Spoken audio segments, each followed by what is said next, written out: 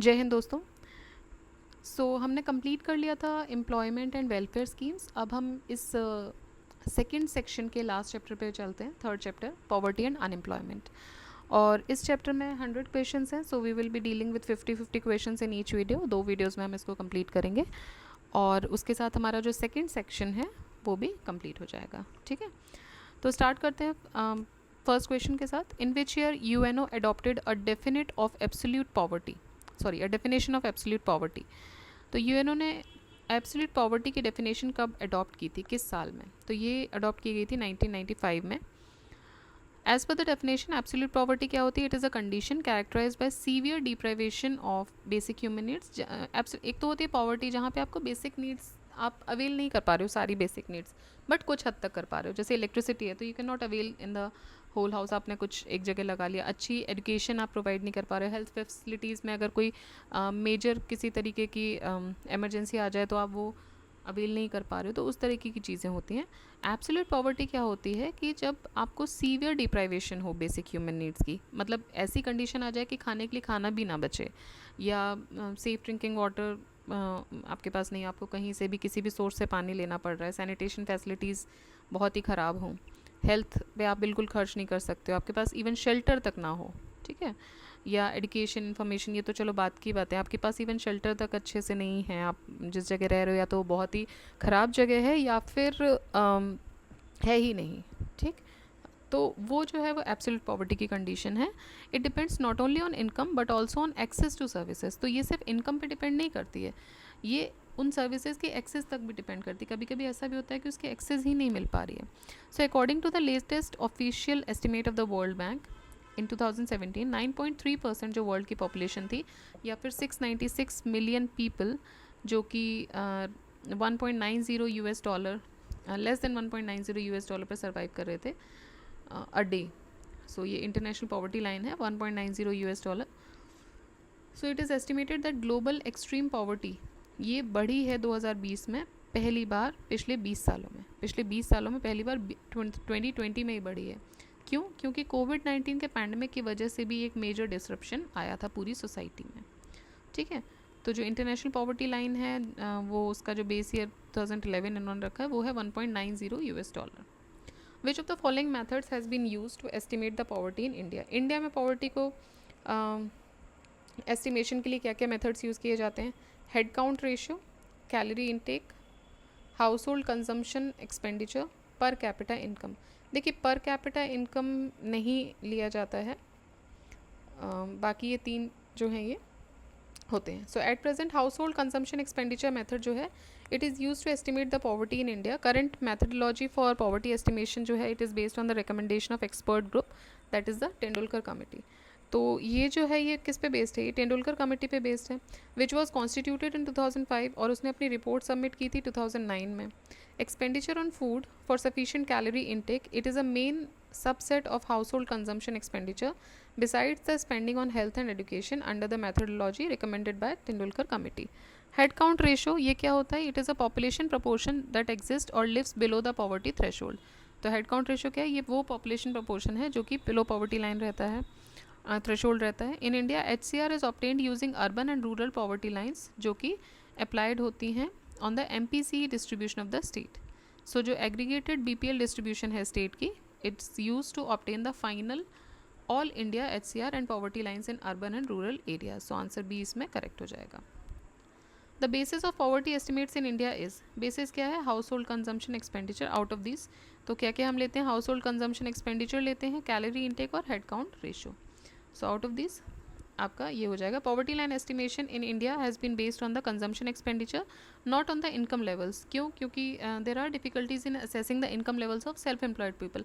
अब जो self employed हैं उनकी आप इनकम लेवल एस्टिमेशन नहीं कर सकते।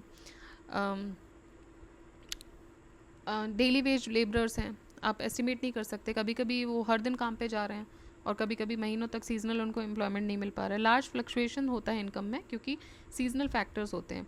इसके साथ साथ एडिशनल साइड इनकम्स भी हो जाती हैं, as well as data collection difficulties भी पाई गई हैं largely.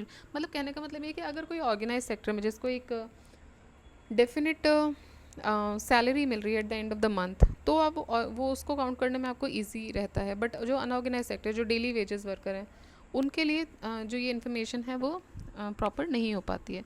Since households may be able to access the credit markets और household savings and thereby smooth their consumption to some degree, consumption expenditures may be able to provide a better basis for determining a household's actual standard of living.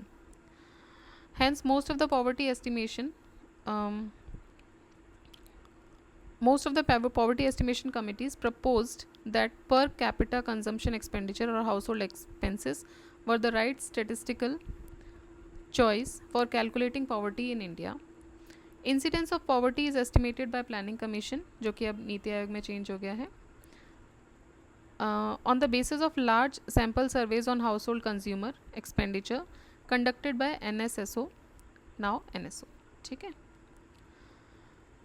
so next देखते हैं, unemployment and poverty estimates in India are based on, ये किस पे based है? NSSO house hold consumption expenditure survey. अब ये NSSO जो है अब ये एनएसओ में चेंज हो गया है, नेशनल स्टैटिस्टिकल ऑर्गेनाइजेशन। सो इस पे ये बेस्ड होता है। The basis of determining the poverty line in India is income data, saving data, consumption data या इन्वेस्टमेंट डेटा। तो कंजम्पशन डेटा, क्या क्या कंज्यूम कर रहे हो, किस रिसोर्स तक आपकी एक्सेस हो पा रही है, उस पर ये डिपेंड करता है। Poverty level in India is estimated on the basis of, so it is estimated, poverty level जो है इंडिया का वो किस पे एस्टिमेट होता है, किस बेसिस पे एस्टिमेट किया जाता है?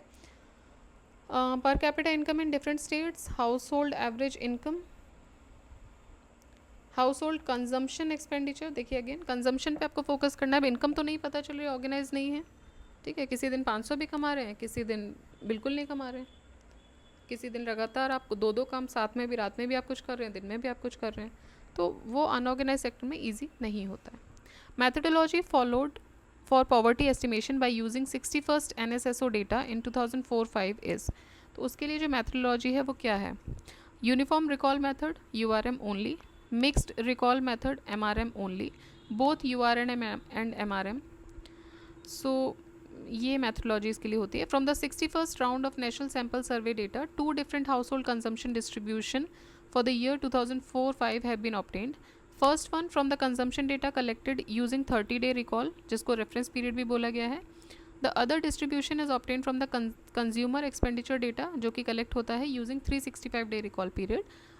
5 infrequently purchase non food items के लिए, namely clothing, footwear, durable goods, education, institutional medical expenses, and 30 days recall period होता है बाकी बचे हुए आइटम्स के लिए, ठीक है। तो ये जो 2 कंजम्पशन डिस्ट्रीब्यूशन होते हैं इनको यूनिफॉर्म रिकॉल पीरियड भी बोलते हैं, कंजम्पशन बोलते हैं, and mixed recall period consumption distribution बोलते हैं, 365 और 30 days, ठीक। तो यूनिफॉर्म में क्या आ जाता है? 365 डे का रिकॉल पीरियड होता है, non food items, clothing, footwear, durable goods, education and institutional medical expense, और बाकी के लिए 30 day का होता है, वो मिक्स्ड रिकॉल पीरियड का रहता है। जब प्लानिंग कमीशन जो है वो एक्सपर्ट ग्रुप मेथोडोलॉजी के माध्यम से एस्टिमेट करती है पॉवर्टी को, और उन्होंने एस्टिमेट किया था दोनों के डिस्ट्रीब्यूशंस के माध्यम से ही, मतलब यूआरपी भी आया था उसमें और एमआरपी भी आया था।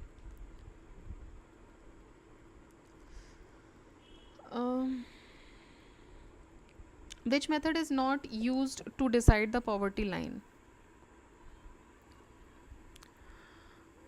Average per capita income, calories in food, HCR, literacy का यूज़ नहीं करते हैं, बाकी ये तीनों का होता है। Which of the following committees recommended a poverty line based on nutritional requirement? Which of the following committees recommended a poverty line based on nutritional requirement? Nutritional requirement के बेस्ड पे पॉवर्टी लाइन का estimation किसने बोला था? ये बोला था अलग कमेटी। जिससे पहले हम देख रहे थे वो तेंदुलकर कमेटी का देख रहे थे, ये था अलग, वाई के अलग committee. So a task force constituted by National Planning Commission in 1977 for the purpose of poverty estimation under the chairmanship of Dr. Y.K. Alag, they constructed a poverty line जिन्होंने अपनी रिपोर्ट 1979 में submit की थी for the rural and urban areas on the basis of nutritional requirements and related consumption. Nutritional requirements and related minimum consumption expenditure, जो कि that is the poverty line based on 1973-74 price levels recommended by the task force were as follows. Rural area में 2400 calories और minimum consumption expenditure 49.09 rupees per capita per month. Urban areas में 2100 calories 56.64। तो यहाँ पे पर capita per month expenditure ज़्यादा है, यहाँ कम है, लेकिन यहाँ कैलोरी ज़्यादा है, यहाँ कम है। क्यों?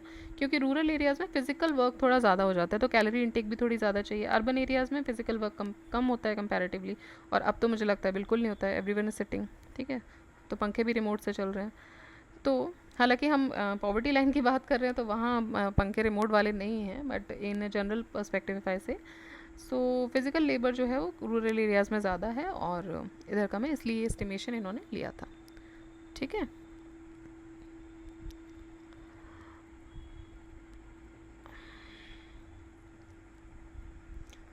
According to the planning commission, how many average daily calories per person define the poverty line in urban areas.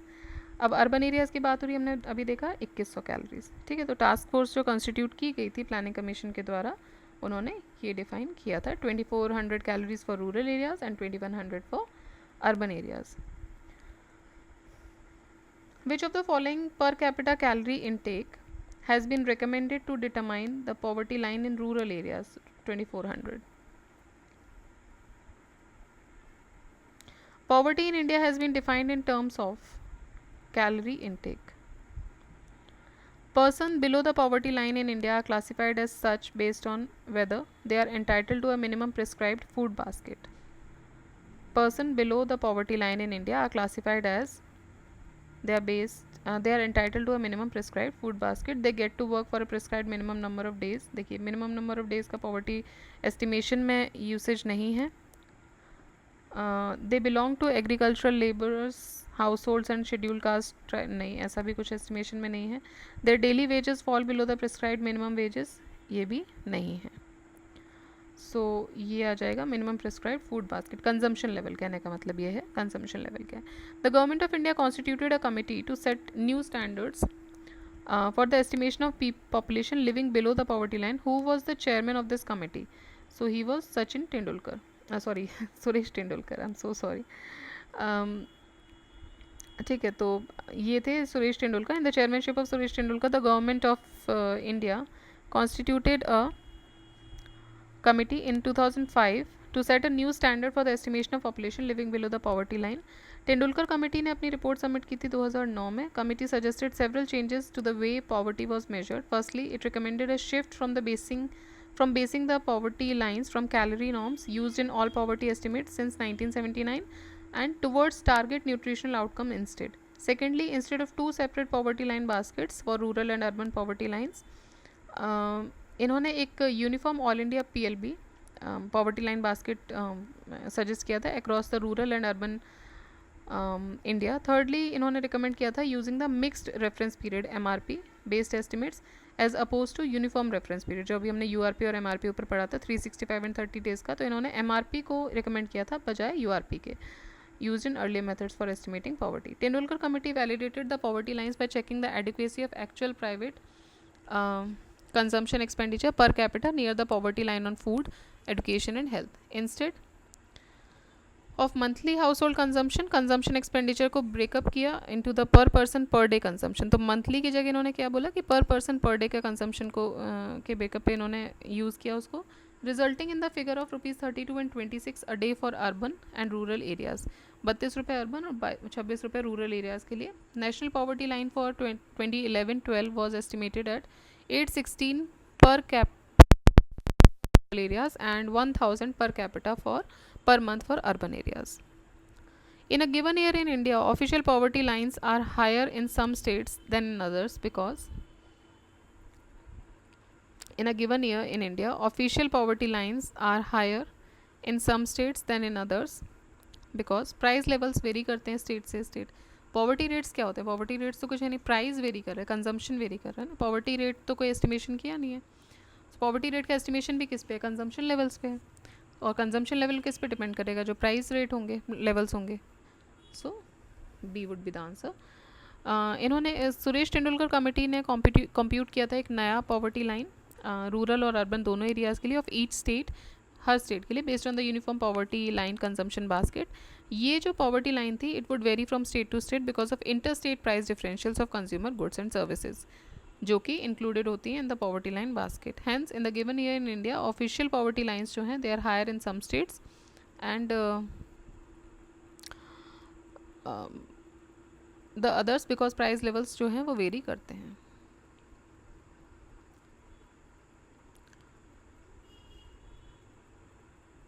According to Planning Commission of India, which of the following are correct for poverty line?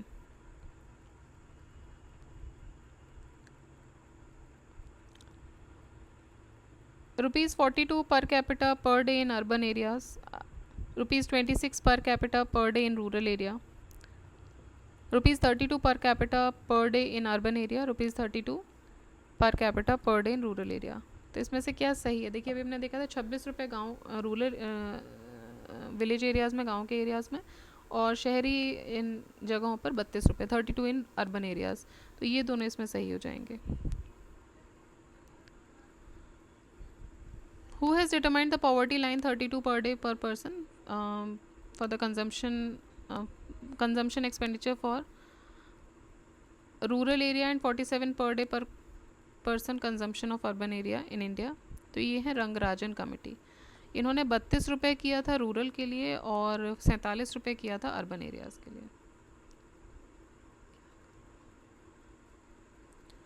Due to widespread criticism of Tendulkar Committee approach as well as due to changing times and aspirations of people of India, another committee for poverty estimation ये setup हुआ था 2012 में under the chairmanship of Professor C. Rangarajan. Rangarajan Committee submitted its report in June 2014 and it recommended a separate consumption basket for rural and urban areas जिसमें कि food items आएंगे जो कि ensure करेंगे रिकमेंडेड कैलोरी, प्रोटीन और fat intake. साथ ही साथ नॉन फूड आइटम्स जैसे कि clothing, education, health, housing and transport. This committee raised the daily per capita expenditure to 47 for urban and 32 for rural. जो तेंदुलकर कमेटी ने 32 और 26 की थी उसको रिवाइज किया. Monthly per capita consumption expenditure जो था वो 972 रुपये था in rural areas, 972 and 1407 in urban areas. ये पॉवर्टी लाइन इन्होंने रिकमेंड की थी. हाउएवर एग्रीमेंट जो गवर्नमेंट थी इसने रंगराजन कमेटी की रिपोर्ट पे कोई कॉल नहीं लिया उसके बाद. तो तेंदुलकर कमेटी ज़्यादा उस समय आई थी, उसके बाद रंगराजन कमेटी पे उतना कॉल नहीं लिया गया लेटर फेज में. ठीक है. Which of the following is measured by Lawrence curve. Lawrence curve से क्या होता है? इनइक्वालिटी ऑफ इनकम को मेजर किया जाता है. The Lawrence curve is a graphical representation of income inequality developed by American economist Dr. Max O. Lawrence in 1905. ये जो कर्व है it plots percentiles of population on the horizontal axis, ये जो horizontal axis होती है उस पर, और अकॉर्डिंग टू इनकम और वेल्थ, एंड क्यूमुलेटिव इनकम और wealth on the vertical axis.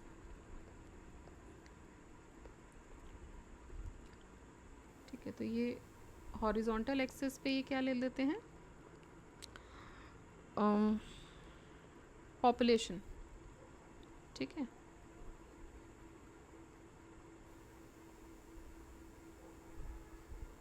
और वर्टिकल एक्सिस पे क्या लिया गया है? The wealth and cumulative income. तो यहाँ इनकम आ जाएगा. The straight line at the 45 degree angle shows perfectly equal income distribution. तो अगर ये बन रहा है कर्व तो क्या है? परफेक्टली आपका डिस्ट्रीब्यूटेड है. Extent to which the curve sags below perfect equality वो इंडिकेट करता है डिग्री ऑफ इनइक्वालिटी को. तो जैसे जैसे ऊपर या नीचे जाता जाएगा वो जो है आपका डिग्री ऑफ इनइक्वालिटी को शो करता जाएगा. ठीक है. Measures of distribution of income ये किससे होगा? लॉरेंस कर्व से. The ideal of cultural poverty, the idea of cultural poverty was given by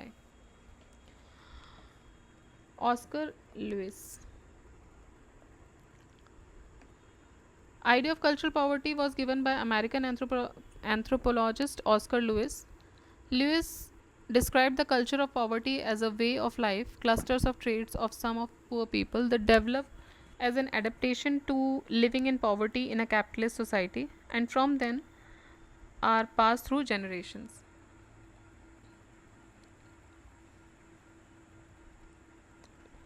the concept of vicious circle of poverty is related to, concept of vicious circle of poverty किससे related है? ये related है नर्क से, नर्क से।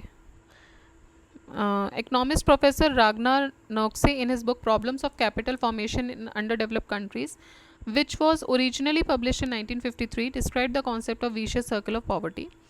He argues that underdeveloped countries are poor because they are trapped in vicious circle of poverty. Vicious circle of poverty through both the demand and the supply side forces discourage the investment capacity of the country. Supply side of vicious circle indicates that in underdeveloped countries productivity is so low that it is not enough for capital formation.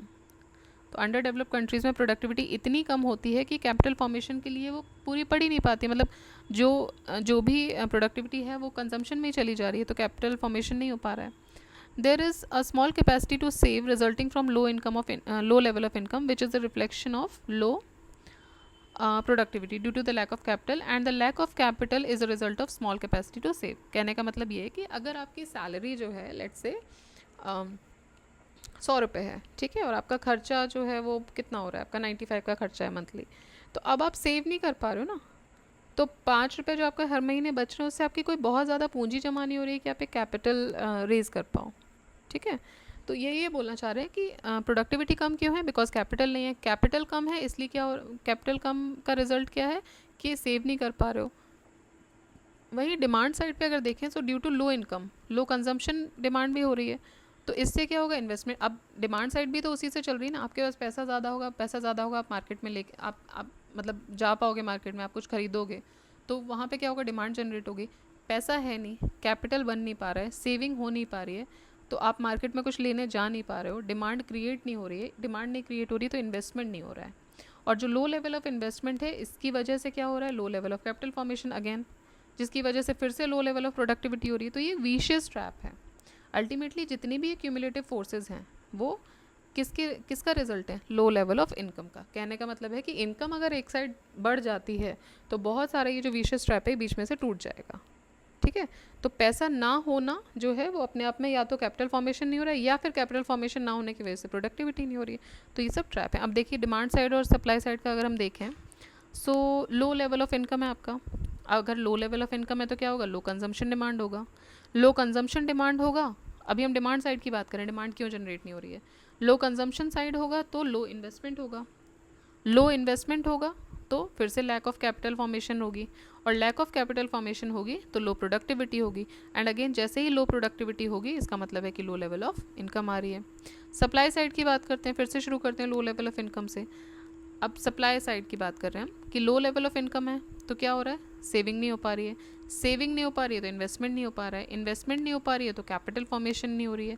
Capital formation नहीं हो रही है तो क्या हो रहा है, productivity कम हो रही है, और प्रोडक्टिविटी कम हो रही है तो again low level of income है. तो ये जो चेंज है, कंजम्पशन डिमांड कब कम है, जब लेवल आपका इनकम कम है. सेविंग कब कम है, जब आपका इनकम कम है. तो ये जो लेवल है ये सिमिलर रहेगा और ये विशियस ट्रैप में आपको फंसा देगा. The cyclic poor are those, cyclic poor कौन होते हैं, जो कि हमेशा पुअर रहते हैं, जो कंटिन्यूसली सफल करते हैं between being poor and non poor, जो कि who mostly remain poor but sometimes they become poor, who mostly remain non poor but sometimes they become poor. Okay, हाँ, तो जो ज़्यादातर तो नॉन पुअर हैं बट कभी कभी पुअर भी हो जाते हैं. So cyclical poverty refers to poverty that may be widespread throughout a population but the occurrence itself is of limited duration. तो वो कम ड्यूरेशन की है. This could be cause by temporary job loss. तो temporary job loss अगर आपका हो गया कुछ समय के लिए, जब तक आपको नया जॉब नहीं मिल रहा है तब तक आप उस फेज़ में नहीं हो, या फिर फूड स्कैरसिटीज़ की वजह से ड्यू टू नेचुरल फिनोमिना और by fluctuations in the business cycle with mass unemployment during period of depression और series recession. Thus the cyclic poor are those who mostly remain non poor but sometimes they become poor. ठीक है, which of the following fixes the poverty line in India. So it is planning commission और नीति आयोग. सो ये nodal agency है poverty line fix करने के लिए. Which among the following in India is the nodal agency for estimation of poverty at the national level. So it is again Planning commission और NITI Aayog. Which of the committee is related to the estimation of poverty in India. Vijay Kelkar, Suresh Tendulkar, SP Gupta, लक्कड़वाला.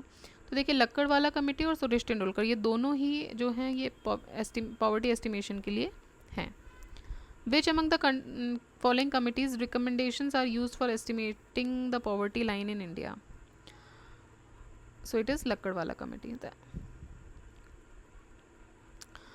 The estimation of poverty at national level and the national and state level had been done by erstwhile planning commissions in 6 5-year plan. India में for the determination of poverty level and determination of methodology of poverty, various committees have been constituted from time to time. कौन कौन सी important committees हैं? सबसे पहले अलग committee है 1979, then Lakdawala committee 93, Tendulkar committee 2009 and Rangarajan committee 2014. Which of the following committees was set up in India for the identification of BPL families in urban areas? BPL families के लिए जो बनी थी वो थी Hashim committee. So planning commission constituted an expert group in 2010 under the chairmanship of Professor S.R. Hashim for identification of BPL households in the urban areas based on threefold methodology of residential, social and occupational vulnerabilities.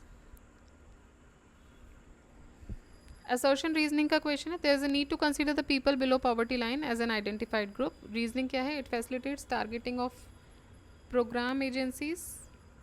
So with reference to above, which of the following is our correct answer? So A is the correct answer. एक बार देख लेते हैं दोबारा से क्या है इसमें. There is a need to consider the people below poverty line as an identified group. ये बोल रहे हैं कि जो below poverty line जो लोग हैं उनको आइडेंटिफाइड ग्रुप की तरह कंसिडर करने की ज़रूरत है, क्योंकि इससे क्या होगा, जो टारगेटिंग है प्रोग्राम एजेंट्स की वो ज़्यादा अच्छे तरह से फैसिलिटेट हो पाएगी. ठीक है, तो दोनों ही इसमें सही है, एक्सप्लेनेशन भी उसका सही है. Again assertion reason question. In both India in India both rich and poor are malnourished. Reason rich eat wrong diet and the poor eat poor diet. ये भी दोनों सही है. इंडिया में अगर हम देखा जाए तो चाहे रिच हो चाहे पुअर हो, किसी ना किसी लेवल से वो मालनरिश्ड का मतलब सिर्फ ये नहीं है कि कोई दुबला पतला हो गया उसको खाना नहीं मिलना है तो वही मालनरिश्ड है.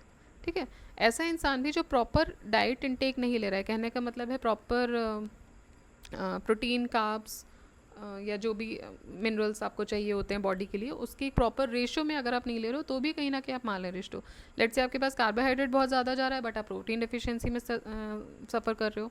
प्रोटीन बहुत ज़्यादा जा रहा है तो आप कार्ब्स नहीं ले रहे हो, तो वो भी एक तरीके का मालनरिशमेंट है. तो दोनों ही सही है. क्यों हो रहा है ऐसा? क्योंकि रिच जो होते हैं वो गलत डाइट ले रहे हैं और जो पुअर होते हैं वो पुअर डाइट ले रहे हैं, इसलिए वो मालनरिश्ड हैं. तो दोनों के ही अपने अपने रीजंस हैं, बट मालनरिशमेंट एग्जिस्ट कर रही है.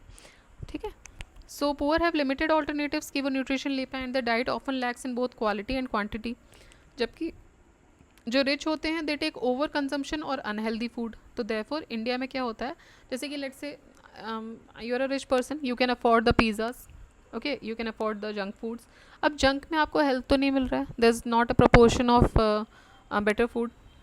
ठीक है, वहाँ आप पैसा दे रहे हो but you can not rely on your health. दूसरा है जो पुअर है उसको प्रॉपर वो हेल्थ तो प्रोटीन कार्ब्स तो वो तब देखेगा जब उसे प्रॉपर खाने का भी मतलब उसके पास होगा, तो उसको जो मिल रहा है वो खा रहा है. सो यही दोनों रीजंस भी हैं. Tendulkar committee has estimated that in India percentage of population below poverty line is. तो ये तेंदुलकर कमेटी ने एस्टिमेट किया था कि जो परसेंटेज है वो 37.2 है.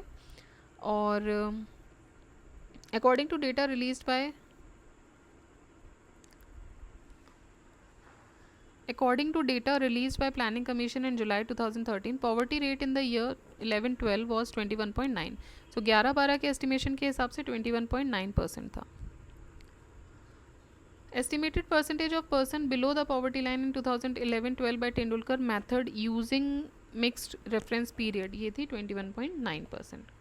According to the data released by the Planning Commission in April 11, poverty in India in 9-10 has been declined to, तो उस समय 30% आ गई थी. और 2011-12 का आप डेटा देखोगे तो 21.9 है. Poverty in India 5 year ago was stated to be 37.2. अब ये 2011 का क्वेश्चन है तो 5 साल पहले मतलब 5-6 के आसपास. According to the data release by the planning commission जो डिक्लाइन हुई थी वो कितनी 30% हो गई थी. What percentage of people in India live below the poverty line. So as per the earlier estimates जो कि यूनिफॉर्म रिकॉल पीरियड पे बेस्ड है of the planning commission for 2004-5, 27.5% of people in India जो हैं वो पॉवर्टी लाइन के नीचे हैं.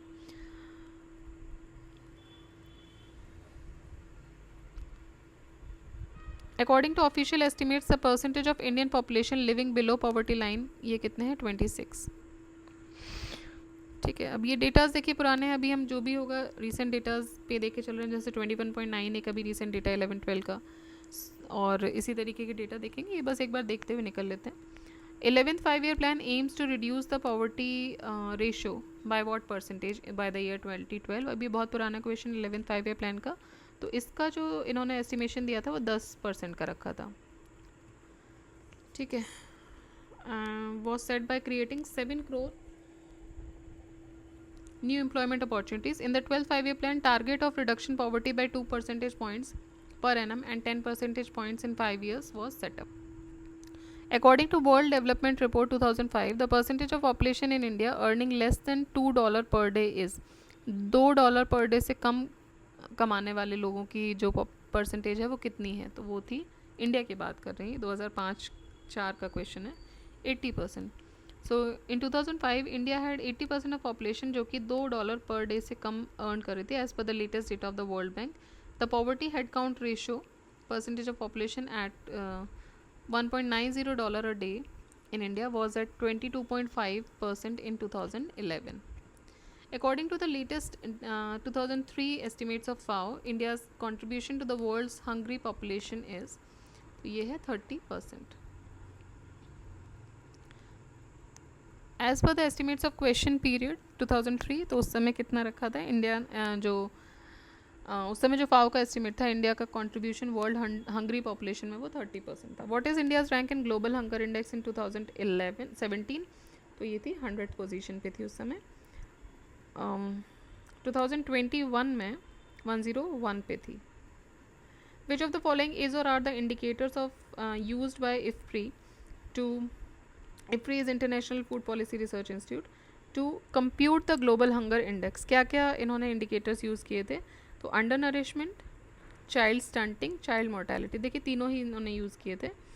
सो it is a tool for comprehensively measuring the tracking hunger at global, regional and national levels.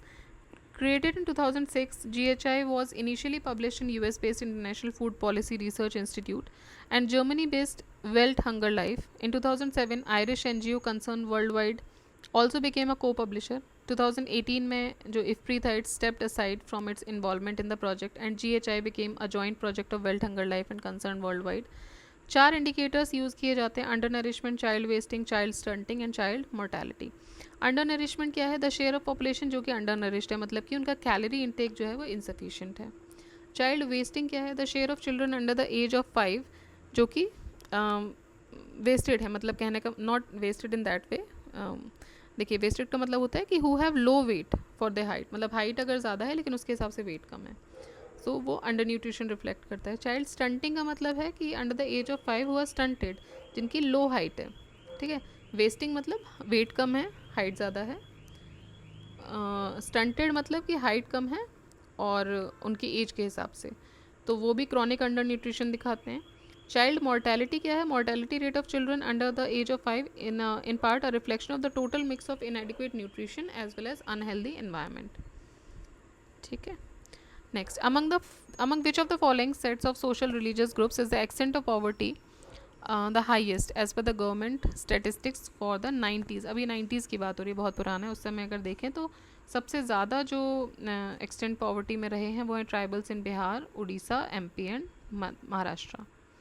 According to survey conducted by National Council for Applied Economics Research, data which was released recently, मतलब 2009 का question है, which state in India has the highest percentage of population below the poverty line? तो ये उस समय बिहार में था।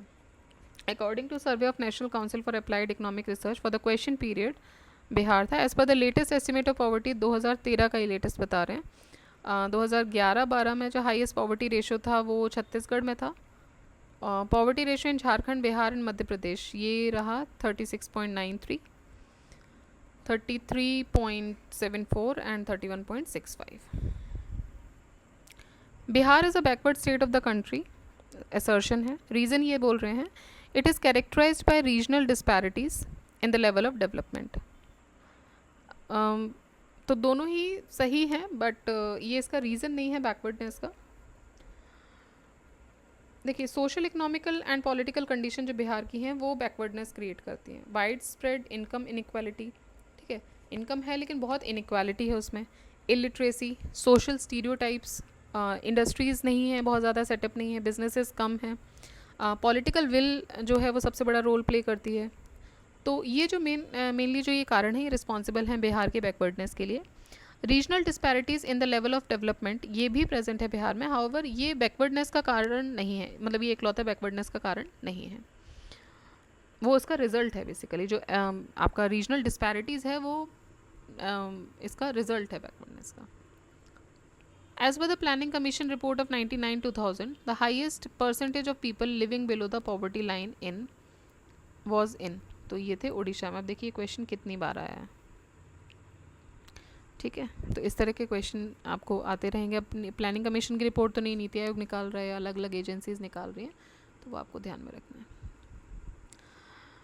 So as per the Planning Commission report of 1990-2000, the highest percentage of people living below poverty line was in Odisha. As per the new estimates of poverty released by Planning Commission in July 2013, state with highest poor population with highest poverty percentage in the year 11-12. ये क्या है? Uttar Pradesh, Bihar, Madhya Pradesh, Maharashtra, West Bengal. So 5 states with highest poor population. सबसे ज़्यादा उत्तर प्रदेश में है, फिर बिहार, फिर ये 2011-12 का डेटा हम देख रहे हैं, फिर मध्य प्रदेश, फिर महाराष्ट्र, फिर West Bengal. And 5 states with highest poverty percentage, ये तो पुअर पॉपुलेशन नंबर में हो गई, और परसेंटेज में देखेंगे तो छत्तीसगढ़, झारखंड, मणिपुर, अरुणाचल एंड बिहार, ठीक है, 21.92. As per the estimates of Planning Commission, which state has the highest number of poor people living below the poverty line? So, Uttar Pradesh. The Planning Commission has updated recently the poverty estimates for the year 11-12. According to these estimates, what is the percentage of population below the poverty line in Rajasthan? अभी specific Rajasthan का question है, वो भी 2013 का, तो उस समय 15% थे.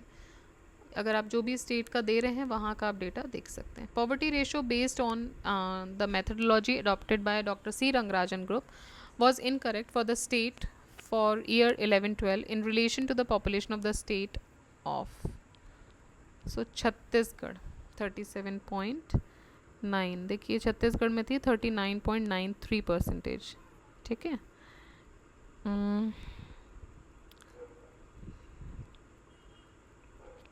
अच्छा, ये सी रंगराजन जी के हिसाब से बोल रहे हैं. तो सी रंगराजन कमेटी में जो प्रपोर्शन था पॉवर्टी का वो था 29.5. छत्तीसगढ़ में 47.9 था, गोवा में 6.3 था, राजस्थान में 21.7 था.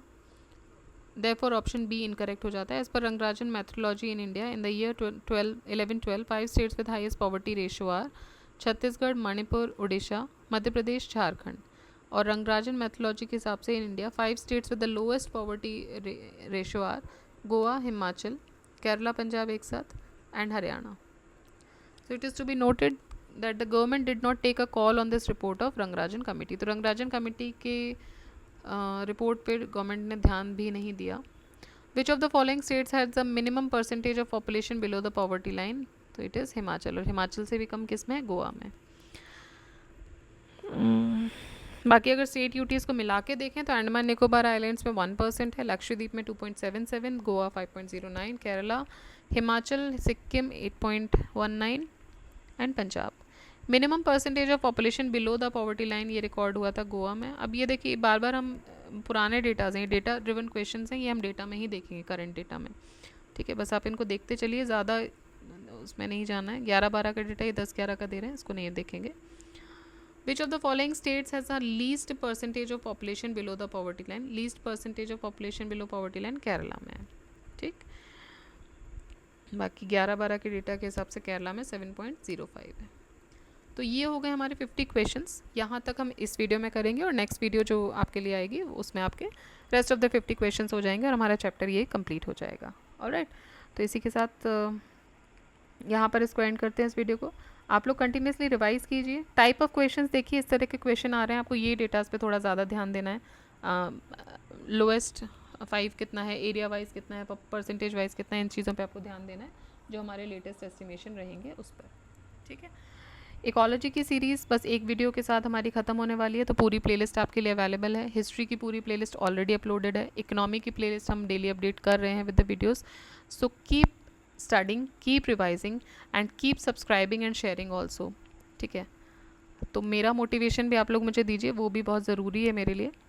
So keep doing that and ज़्यादा से ज़्यादा सब्सक्राइब कीजिए चैनल को, नहीं किया है तो कर लीजिए, और अगर कर लिया है तो शेयर कीजिए लोगों को, बिकॉज एग्ज़ाम्स बहुत पास हैं और ये पूरी घटना चक्र की सीरीज़ आपको इस चैनल पे मिल जाएगी, धीरे धीरे करके हम सब कवर कर रहे हैं, ठीक है। तो 2 हमने ऑलमोस्ट पूरे कवर कर ही लिए हैं, तीसरा कवर होने वाला है, इसके बाद जो 8 सीरीज़ हैं वो हम कोशिश करेंगे जल्दी से जल्दी कवर करने की।